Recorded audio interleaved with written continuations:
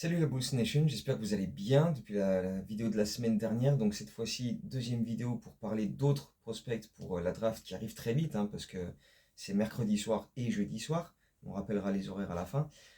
Mais avant, on va faire comme dans la vidéo précédente et parler un petit peu de l'actu, parce qu'il y en a un petit peu pour les Bulls, même si c'est pas officiel, parce que la franchise va pas l'annoncer de manière officielle, ils l'ont jamais fait, donc ça va pas commencer maintenant. Mais il y aurait eu des prolongations de contrat pour Arturas Karnisovas et Mark Eversley. Parce qu'on avait parlé dans la dernière vidéo de rumeurs concernant une possible prolongation de contrat pour Billy Donovan. Parce qu'après tout, 3 ans de suite à sortir du play-in par la même équipe, ça se fait, quoi, ça mérite. Donc, mais pour que il ait un nouveau contrat, il fallait que les gens au-dessus de lui, qui vont lui donner ce nouveau contrat, aient aussi des contrats pour rester dirigeant des Bulls. Donc du coup, hop, extension pour tout le monde, hop, hop, hop, hop, hop, tu veux une extension? Allez, tu veux une extension? Allez, tu veux une extension? Hop, hop, tout le monde. Arturas Karnisovas, Mark Eversley, Billy Donovan, allez hop, toute la troupe de comiques repart pour une tournée, on fait péter le magnum de champagne, et puis là, on picole parce que, pour en finir le plus vite possible, quoi, parce que c'est juste plus possible, quoi. Comment on fait? Comment on va tenir? Je sais pas, mais c'est compliqué. C'est compliqué. Donc voilà, tout le monde revient pour un tour, on sait même pas combien de temps, parce qu'ils te disent rien. Donc est-ce qu'ils ont prolongé pour 1, 2, 3, 4, 10, 20, 50 ans? On n'en sait rien, on n'en sait rien. Ad vitam aeternam, on ne sait pas. C'est comme ça, c'est cette franchise, elle est comme ça. Donc ma foi, on va faire avec. Bref, la draft. Donc dans la dernière vidéo, on a parlé des intérieurs, des ailiers, etc. avec pas mal de profils défensifs. Cette fois-ci, on va se pencher sur les meneurs slash arrière, alors qu'on a dit toute l'année que on n'avait que ça dans le roster, que Billy Donovan adore jouer avec 4 arrières la plupart du temps. Mais on peut voir ça sous l'angle que donc la priorité de cet été, ça va être de prolonger Josh Giddey. Ouais, ouais.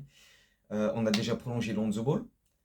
Javon Carter va très certainement prendre sa player option à 6,8 millions de dollars parce que il y a très très peu de chances qu'il trouve autant sur une seule saison en allant ailleurs. Donc ça fait déjà pas mal de retours. Trey Jones, ça va être compliqué de le garder, mine de rien. Mais on a aussi Kobe et Ayo Dosunmu qui rentrent dans la dernière année de leur contrat. Et tu peux te dire que éventuellement on va essayer de leur chercher des portes de sortie parce que euh, au niveau économie, c'est mieux d'avoir des joueurs en contrat rookie qui vont te coûter moins cher que de prolonger soit Kobe, soit Ayo, soit les deux. Et là, niveau finance, ça va commencer à coincer un peu dans le salary cap. Parce qu'à l'heure actuelle, Kobe et Ayo Dosunmu, en cumulé, ils te prennent à peu près 20 millions de dollars en salaire.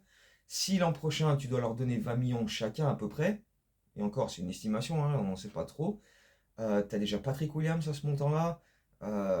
Ça commence à faire beaucoup pour un groupe qui n'avance pas, quoi.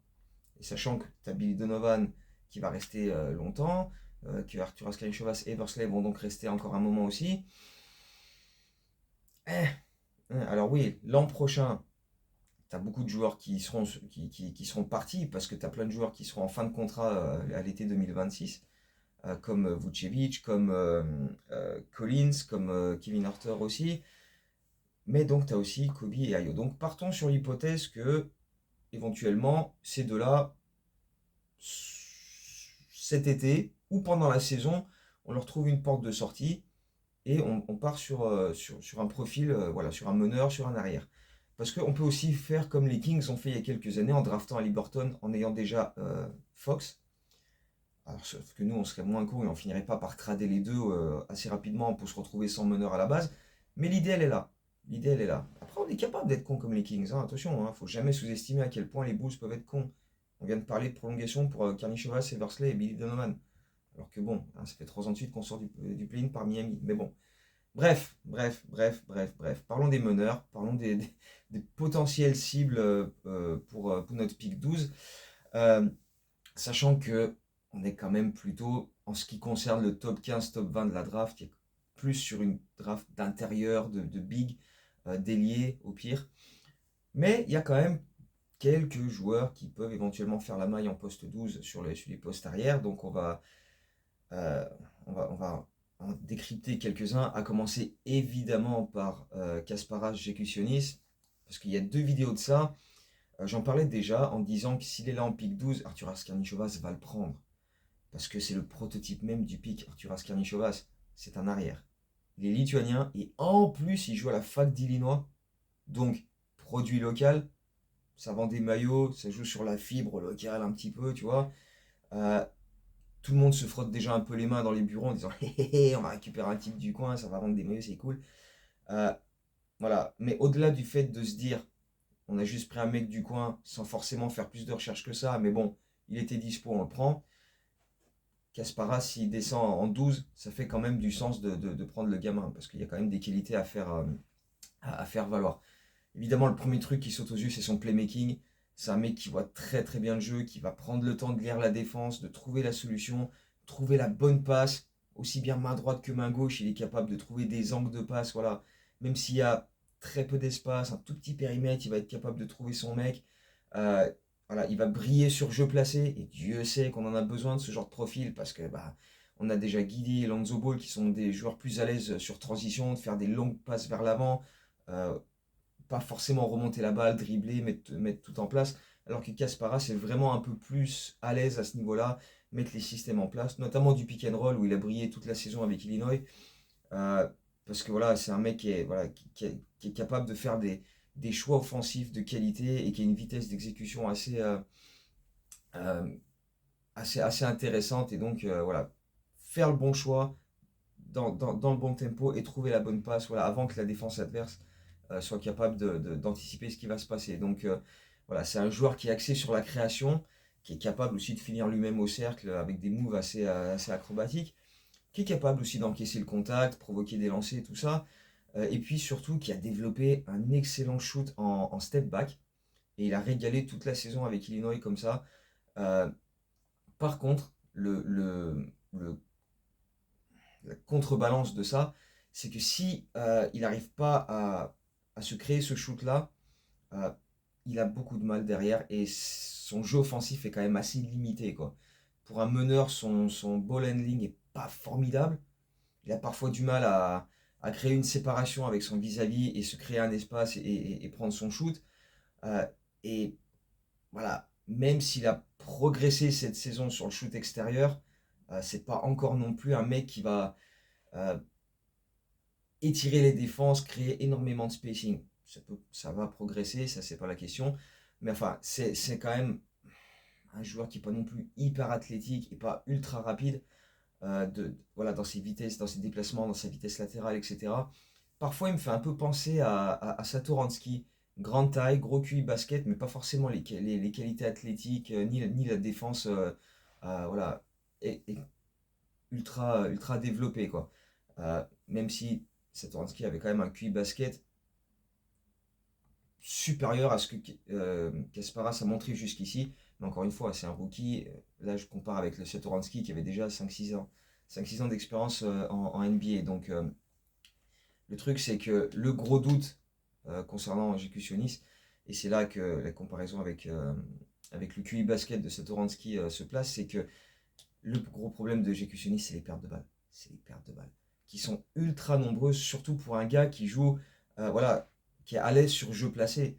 Alors que, voilà, normalement, quand tu es un mec qui envoie des longues balles vers l'avant, qui veut mettre énormément de rythme, qui ait des pertes de balles par-ci par-là, bon, ça arrive.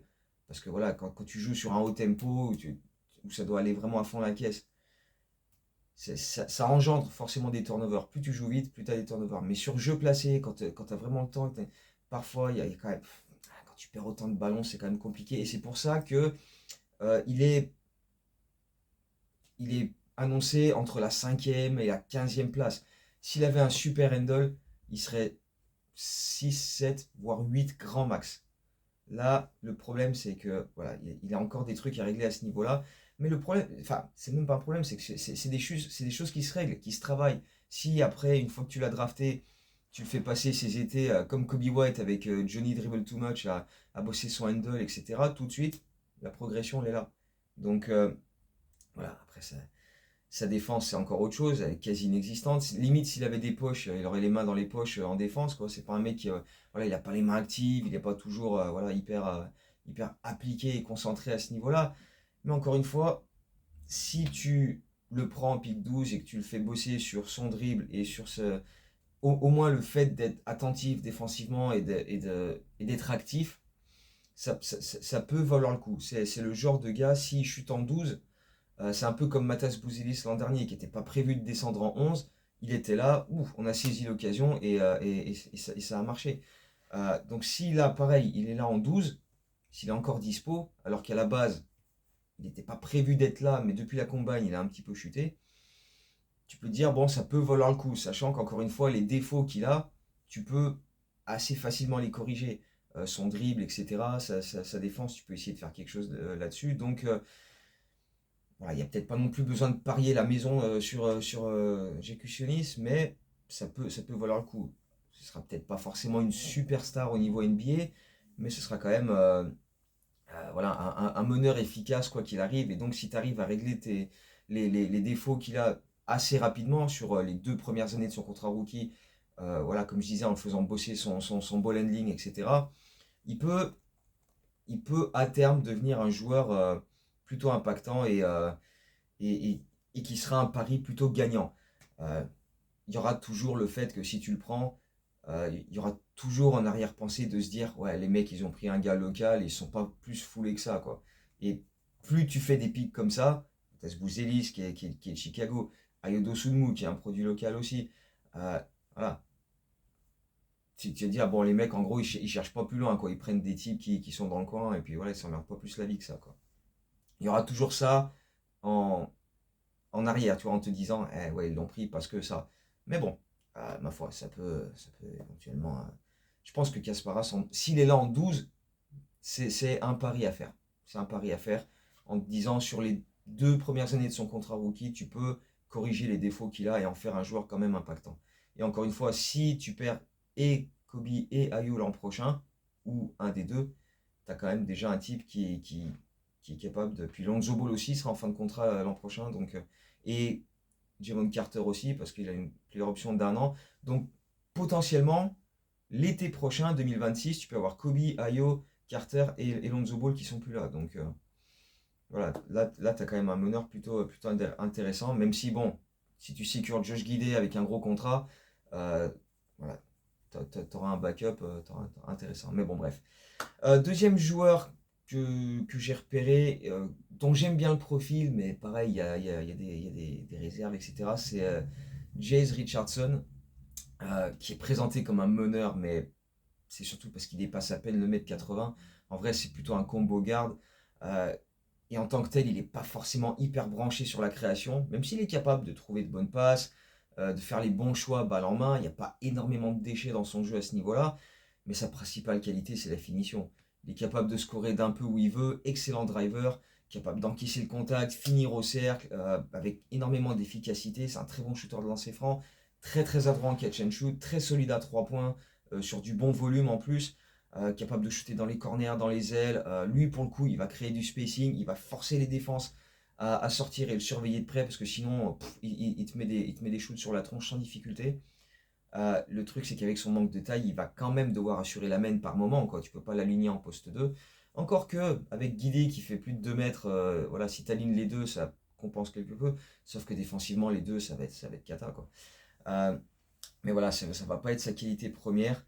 Tu peux difficilement en espérer beaucoup sur le plan défensif parce que voilà, en termes d'impact physique, voilà, il peut être actif, il va essayer de couper les lignes de passe, il va tenter de rester devant son gars sur les screens, mais il va forcément se faire exploiter par les meneurs en face qui seront plus grands, qui vont le bousculer physiquement. Et je suis pas convaincu qu'il ait le hustle pour compenser, tu sais, un peu à la TJ McConnell, comme on voit en finale NBA, qui fait 1m85, mais voilà, qui est hyper actif, qui est tout le temps. Je suis pas certain que Jace Richardson, ce soit trop son profil. Par contre, il va te bombarder en attaque. Un peu genre Ben Gordon, tu vois. Boum, boum, boum, bombarder dans tous les sens. Et puis défensivement, bon, peut-être pas au même niveau, peut-être pas au niveau élite qu'avait Ben Gordon sur le plan offensif à Chicago, mais dans le profil, il y a quelques similitudes, mine de rien. Euh, Est-ce que c'est vraiment un mec où tu veux vraiment le prendre En pic 12, disons que s'il faisait 10-12 cm de plus, qu'il faisait 1m95, là tu dirais ouais, là, mais bon, il serait peut-être déjà parti avant. Là, faire juste 1m82, 83, ça risque d'être un frein quand même assez conséquent. Il a clairement des qualités à faire valoir, ça c'est pas le problème, mais il y a quand même des limites et est-ce que les Bulls sont prêts à faire ce genre de pari, de risque comme ça? Je sais pas. Je sais pas. Donc j'aime le profil, mais en pick 12, je sais pas. Si genre tu montes un autre trad et que tu récupères je sais pas, en récupérant un pick 20, 21, 22 par exemple. D'ailleurs, c'est marrant parce que moi je l'ai récupéré parce qu'en fait on a fait une simul draft avec QI Basket où les comptes fans de franchise étaient invités à donner leur choix, à faire leur choix de draft. Donc moi en pick 12, j'avais pris Azanewell, qui était encore dispo, j'ai eu un peu de cul. Et j'ai monté un trade avec Orlando où Kobe White partait à Orlando, avec Jalen Smith aussi. J'ai récupéré deux picks du premier tour, dont leur pick 25. Et j'ai pris ce pick 25 pour prendre Jace Richardson parce que j'aime bien le profil. Mais voilà, pas en pick 12. C'est quand même, ça me paraît compliqué. Si tu fais un autre move, pourquoi pas. Mais en pick 12, je pense qu'il y a des bien meilleurs joueurs à prendre à ce moment-là que Richardson. Autre profil, et alors là, du coup, gros changement, on passe à Egor Denim. Et alors là, on va tenter un truc. Fermez les yeux, fermez les yeux, fermez les yeux. Imaginez, hein. Un meneur, 2 m 3, ok. Bonne taille. Donc là, pour le coup, par rapport à Richardson, l'inverse. Excellent passeur, vision du jeu excellente, qui envoie des passes de 30 mètres en transition, qui trouve ses intérieurs sur les pick and roll, qui excelle sur jeu rapide, mais qui n'a pas forcément de grosse adresse extérieure, qui score essentiellement au cercle, très peu de loin. Même les lancers francs, ils sont pas dingues en termes de volume, d'adresse. Qui est souvent exploité en défense. Ouvrez les yeux. Josh Giddey. Ou du moins le Josh Giddey d'il y a 2-3 ans ou quelques années en arrière, quoi, tu vois. Euh, Même si on a vu cette saison, toute la saison à Chicago, la progression au shoot, l'application défensive qui est en hausse. Mais là, Egor Denim, j'ai un peu peur qu'à l'heure actuelle, et encore une fois, c'est un rookie, ça va progresser, tu peux bosser sur certains trucs, mais à l'heure actuelle, j'ai un peu peur que Egor Denim ce soit une version Wish de Josh Giddey, quoi. Avec beaucoup de trucs à travailler, qui propose très peu de spacing, hyper frêle en défense, qui laisse un peu tout le monde lui passer devant. Je suis pas convaincu du tout. Surtout quand tu as quasiment le même profil, avec des années d'expérience et donc une certaine amélioration, à qui tu veux proposer plus de 30 millions par an dès l'ouverture de la free agency. Parce que oui, c'est ce qui va se passer. Hein. Faut arrêter de croire qu'on va signer Guidé à 22, 24, 25 millions. Guidé à moins de 30 millions, je suis pas sûr. Donc, à mon avis, voilà. On va se focaliser sur Guidi. Et je suis pas convaincu que ça vaille le coup de prendre un gars avec un profil aussi similaire. Mais avec encore plus de défauts et qu'il faut prendre le temps de régler. Donc, perso, je zappe. Egor Denim, on va pas s'attarder trop dessus. Je vais zapper. Autre joueur dont le nom revient de plus en plus depuis la combine, Cedric Coward. Coward qui veut dire lâche en anglais quand même. Hein. Mais bon, bref. Euh, alors, le principal défaut, c'est qu'il a joué que 6 matchs cette année en université parce qu'il s'est blessé à l'épaule. Mais il a profité de la combine pour rassurer sur son état de santé, justement, et sur sa forme physique du moment. Et c'est surtout ses mensurations qui ont fait rêver plusieurs general managers, parce que c'est un arrière qui fait quasiment 2 mètres, avec une envergure qui dépasse les 2 m 15. Donc, voilà, difficile de juger sa saison NCAA, parce qu'il a joué que 6 matchs. Mais du coup, il faut se pencher sur l'ensemble de son parcours universitaire, qui dure 2 saisons plus une troisième à seulement 6 matchs. Mais tu vois quand même un gamin qui est capable de bombarder dans tous les sens, un peu à la Richardson, mais donc lui avec la taille pour compenser. Gros volume à 3 points, grosse adresse sur l'ensemble de son parcours universitaire. Il tourne à plus de 38% à 3 points, quasiment 39%. Donc excellent derrière l'arc, excellent catch and shoot, pull-up. Il a un arsenal offensif assez varié. Il peut aller au cercle, il provoque des lancers, il met ses lancers. Euh, il a un physique qui est quand même assez intéressant, très costaud pour un gars de sa taille. Et il sait en profiter pour voilà, se créer un avantage et se trouver son shoot. Le problème, c'est que ce même physique, il s'en sert beaucoup moins en défense, alors qu'il a les capacités, comme on a dit, 2,15 m d'envergure quasiment pour un mec de 2 mètres. Quand tu as des bras comme ça, interminables, et des paluches comme ça, tu devrais être capable de... Voilà. Sauf que il est beaucoup moins impactant parce que ben, il n'est pas forcément tout le temps concentré dans ce domaine-là. Et c'est un mec qui va beaucoup jouer l'interception. Tu vois, il va essayer... Il y a la passe qui arrive. Sauf que s'il chope pas la balle, derrière, pousse replacer pour essayer de revenir, faire le contest. J'y vais à 2 à l'heure, je suis pas trop concerné, c'est pas grave. J'ai fait un effort là, mais par contre, le deuxième effort, ouais, ça va aller quoi. Donc, grosse réserve quand même à ce niveau-là. Par contre, derrière, offensivement, il est déjà ultra rodé. Donc, si tu arrives à lui faire prendre conscience que défensivement, il a quand même les atouts, les qualités pour faire quelque chose, et que s'il s'y met, parce que la défense c'est là aussi, hein, c'est l'envie de s'y mettre. Si tu arrives à déclencher ça chez lui, il y a quand même des upsides plutôt intéressants, quoi. Et donc sa cote est montée dernièrement grâce à la combine et grâce à ce qu'il a montré sur les exercices, les entretiens individuels. Et donc du coup, il est quand même annoncé comme un gars milieu de premier tour. Et est-ce que les Bulls sont prêts à prendre ce genre de pari en 12 pour un type qui a joué que 6 matchs sur sa dernière année universitaire? À voir, à voir. On a pris un pari en pick 4 de prendre un mec qui était remplaçant dans son université. Donc pourquoi pas, hein, on est capable de tenter des trucs complètement barrés, hein. Est-ce que Cedric Howard est le 12e meilleur joueur de la draft et donc le 12e talent et le meilleur talent de dispo quand les 11 premiers seront partis? Je pense pas. Est-ce que c'est un pari qui est réalisable? Les Bulls sont capables de faire ça. Je suis pas ultra convaincu. Je suis pas non plus totalement contre l'idée. Mais je pense qu'il y a mieux à prendre en 12. Je pense qu'il y a vraiment mieux à prendre en 12. Donc, encore une fois, si tu mets un trade en place et que tu récupères un autre pick, et que tu gardes le 12 et que tu récupères un autre pick, pourquoi pas? Mais est-ce que ça vaut le coup de monter un truc en place pour aller chercher Cédric Howard? Bon, c'est pas non plus. Voilà, c'est peut-être pas la draft la plus fournie et celle où il faut absolument récupérer le plus d'assets possible. Mais enfin, bref. Ça, après, c'est que mon avis de non-expert. Donc, à voir ce que Arthur As, qui est présenté comme un expert et qui est payé en tant que tel, en pense. Mais bon, bref, hein, voilà. Et puis, dernier joueur sur lequel je voulais revenir, parce que, encore une fois, en 12, ça va être compliqué, mais il y a des qualités. C'est Nick Clifford.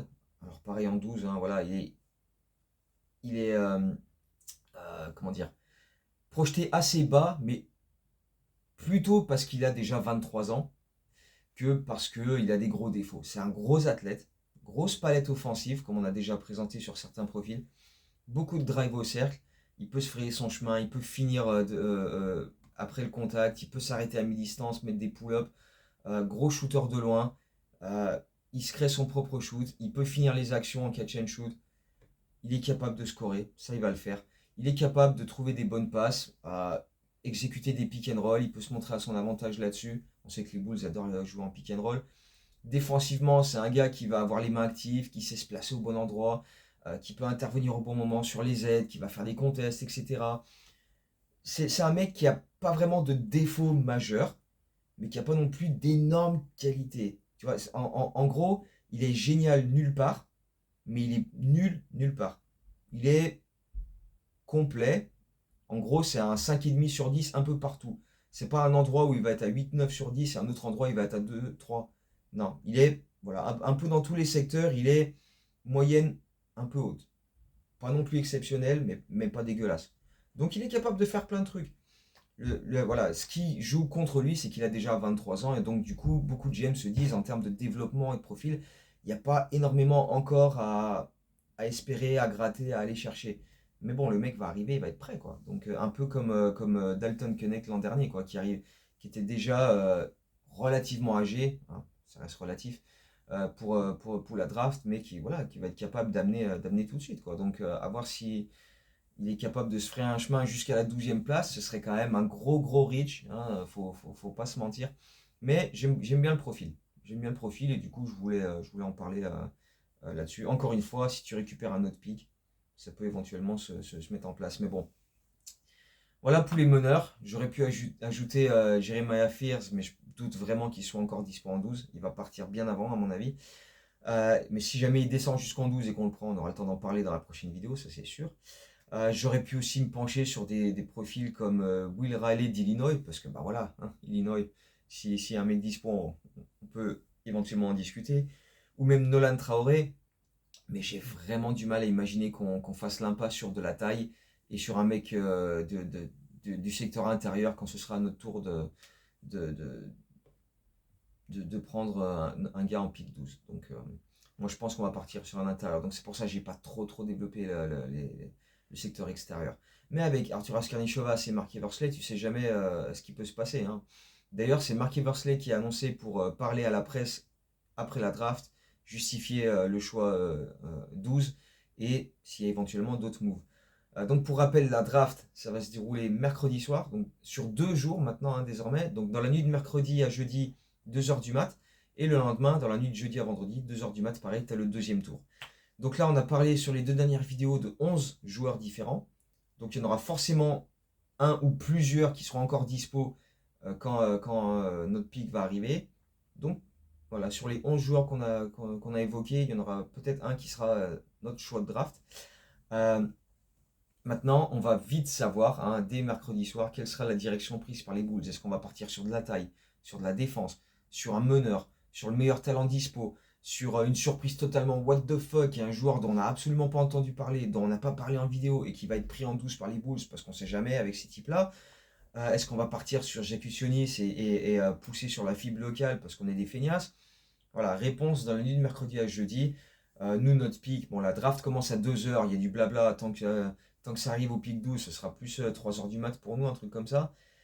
Mais voilà, moi perso, j'espère qu'on va partir sur un intérieur et j'espère que ce sera à Zanewell. Pour moi, c'est mon pic. Et si ça arrive, je serai très content mercredi soir. On verra ça, on sera sur Twitter, on va suivre ça tous ensemble et on aura le temps de décortiquer tout ça. Et encore une fois, le lendemain, Robelote pique 45 pour le deuxième tour et on verra ce qu'on en fait. Donc voilà, vidéo vendredi ou samedi pour revenir sur ce qu'on a fait sur les deux soirs de la draft.